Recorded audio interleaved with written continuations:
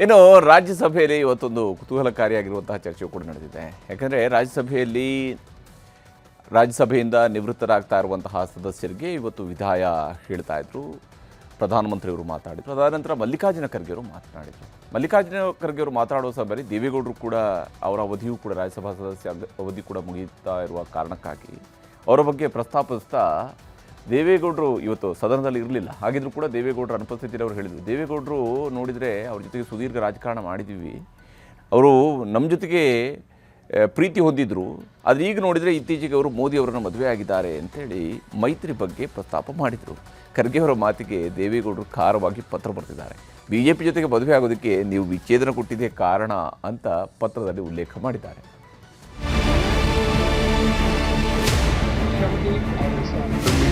ಇದೇ March, April ಮತ್ತು ಜುಲೈನಲ್ಲಿ ಒಟ್ಟು 59 ರಾಜ್ಯಸಭಾ ಸದಸ್ಯರು ನಿವೃತ್ತಿ ಆಗ್ತಿದ್ದಾರೆ. ಇದರಲ್ಲಿ ಕಾಂಗ್ರೆಸ್ ಅಧ್ಯಕ್ಷ, ರಾಜ್ಯಸಭೆ ಪ್ರತಿಪಕ್ಷ ನಾಯಕ ಮಲ್ಲಿಕಾರ್ಜುನ ಖರ್ಗೆ ಅವರ ಅವಧಿ ಇದೇ ತಿಂಗಳಲ್ಲಿ ಪೂರ್ಣಗೊಳ್ಳುತ್ತಿದೆ. ಹಾಗೆ ಜುಲೈನಲ್ಲಿ HD ದೇವೇಗೌಡ ಅವರ ರಾಜ್ಯಸಭೆ ಸದಸ್ಯತ್ವವು ಕೊನೆ ಆಗಲಿದೆ. ಮಾರ್ಚ್ನಲ್ಲೇ ಖರ್ಗೆ ಅವರ ರಾಜ್ಯಸಭೆ ಅವಧಿ ಮುಕ್ತಾಯ ಆಗ್ತಾ ಇರೋದ್ರಿಂದ ಇವತ್ತು ರಾಜ್ಯಸಭೆಯಲ್ಲಿ ವಿದಾಯದ ಭಾಷಣ ಮಾಡಿದ್ರು. विदाई तो है दस्तूर जमाने का पुराना, विदाई तो है दस्तूर जमाने का पुराना, पर जहां भी जाना अपनी छाप कुछ ऐसे छोड़ जाना कि हर कोई गुनगुनाए तुम्हारे ही तराना। इस बातों के साथ मैं रिटायर हो रहे ಹೀಗೆ ವಿದಾಯದ ಭಾಷಣದ ಮಧ್ಯೆ ಖರ್ಗೆ ಅವರು ತಮ್ಮ ರಾಜಕೀಯ ಬದುಕಿನ ಹಲವು ಮಾರ್ಗದರ್ಶಕರನ್ನ ನೆನಪಿಸಿಕೊಂಡ್ರು. ಇದರಲ್ಲಿ ಮೊದಲಿಗರು ಮಾಜಿ ಪ್ರಧಾನಿ HD ದೇವೇಗೌಡರಿಂದ ಸಾಕಷ್ಟು ಕಲಿತಿದ್ದೀನಿ ಅಂದ್ರು.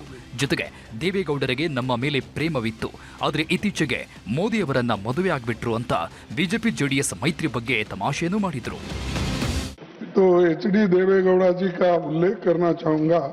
वे प्रधानमंत्री और कई पदों पर रहे। मैं देवेगौड़ा को बहुत दिन से 54 साल से जानता हूं, उनके साथ ही मैं काम किया, लेकिन क्या हुआ मुझे मालूम नहीं।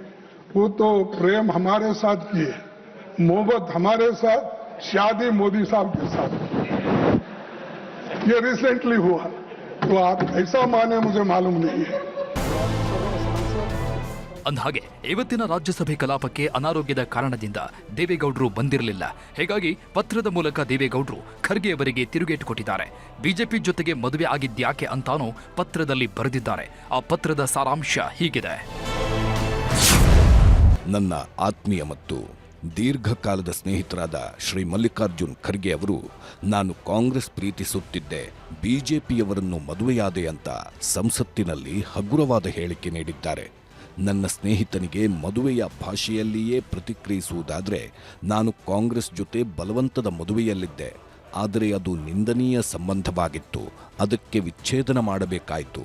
2018ರಲ್ಲಿ ಕಾಂಗ್ರೆಸ್ ಶ್ರೀ ಗುಲಾಂ ನಬಿ ಆಜಾದ್ ಅವರನ್ನು ಕಳುಹಿಸಿ ಶ್ರೀ ಕುಮಾರಸ್ವಾಮಿಗೆ ಮುಖ್ಯಮಂತ್ರಿ ಹುದ್ದೆ ನೀಡಲು ಹೇಳಿತ್ತು. ನಾನು ಇದಕ್ಕೆ ಒಪ್ಪಲಿಲ್ಲ. ಶ್ರೀ ಖರ್ಗೆ ಅವರನ್ನು ಮುಖ್ಯಮಂತ್ರಿ ಮಾಡಬೇಕೆಂದು ಎಲ್ಲರ ಸಮ್ಮುಖದಲ್ಲಿ ಹೇಳಿದ್ದೆ. ಶ್ರೀ ಸಿದ್ದರಾಮಯ್ಯ ಕೂಡ ಅಲ್ಲಿದ್ದರು. ಆದಾಗ್ಯೂ ಶ್ರೀ ಆಜಾದ್ ಶ್ರೀ ಕುಮಾರಸ್ವಾಮಿ ಅವರ ನಾಯಕತ್ವವನ್ನು ಒತ್ತಾಯಿಸಿದರು.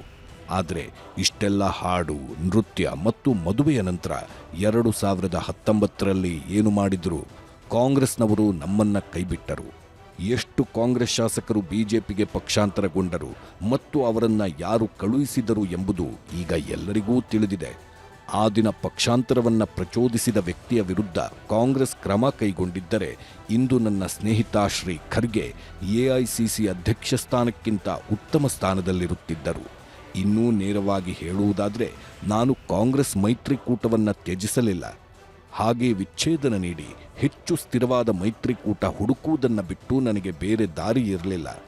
ಇಂತಿ HD ದೇವೇಗೌಡ, ಮಾಜಿ ಪ್ರಧಾನಮಂತ್ರಿಗಳು, JDS ರಾಷ್ಟ್ರೀಯ ಅಧ್ಯಕ್ಷರು. ಹೀಗೆ ದೇವೇಗೌಡರು ಖರ್ಗೆ ಅವರ ಮಾತಿಗೆ ಖಾರವಾಗಿ ಉತ್ತರ ಕಳಿಸಿದ್ದಾರೆ.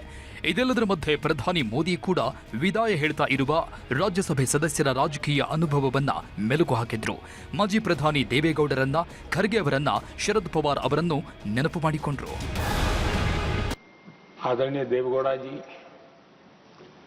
आदरणीय खड़गे जी, आदरणीय शरद पवार जी, ये ऐसे वरिष्ठ लोग हैं जिनके जीवन का आधे से अधिक उम्र संसदीय कार्य प्रणाली में गई है।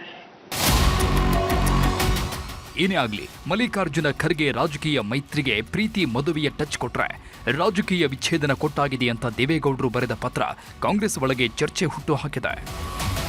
Bureau report, news 18.